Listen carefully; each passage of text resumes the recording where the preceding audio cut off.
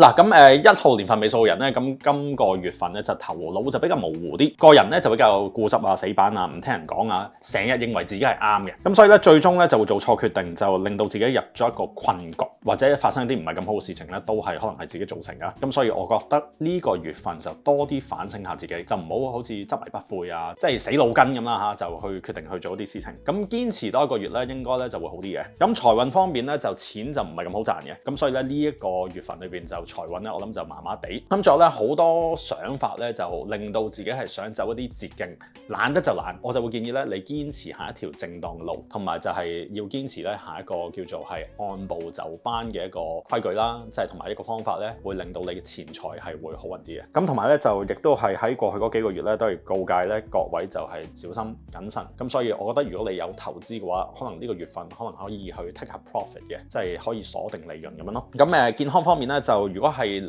懷孕嘅話，咁如果嚟91年嘅女士懷孕嘅話咧，咁可能咧就要小心流產啊、作小產啊，即係或者叫做係動到胎氣啊。咁所以咧就一有事情就唔好抌症啦，一定要去 check 下，即係睇下醫生。咁其餘咧就可能係會生痘痘啦、發炎啦、皮膚敏感啦，又或者可能係粉刺暗瘡啊，即係嗰啲啦嚇。咁所以就要好好地去清潔下自己個面。咁同埋就傷口咧，可能喺呢個月份咧就難係好翻啲，即係難以好嘅。咁所以咧就頭暈啊，一啲小毛病就比較多。咁同埋就係唔好食咁多糖分嘅嘢，因為糖分咧其實係容易令到自己發炎嘅。感情方面就係感情用事啦，咁亦都係喺愛情裏邊就可能係追女仔、追男仔嘅時候咧就不惜一切，就好似咧就總之我要追到為止咁樣。我都係嗰句，即係要唔聽人勸告啦，死腦筋啊嘛。咁所以個人咧要變通啲，就有時咧聽下人哋講，即係可以問下朋友意見啊。喂，我咁樣做啱唔啱？又或者可能聽多啲你嘅對象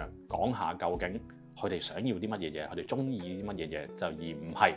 你覺得佢中意蘋果就俾蘋果佢，但係人哋中意香蕉，即係咁所以咧就先學會去聆聽啦，愛別人啦，聽人哋講嘢啦，咁你先會追到女仔嘅。有伴侶嘅人咧，就喺呢個月份咧都係一模一樣啫，多啲聽下你嘅伴侶，佢究竟有啲乜嘢嘅訴求，好多嘢都係啲小問題嚟嘅啫，就唔好變成大問題啊！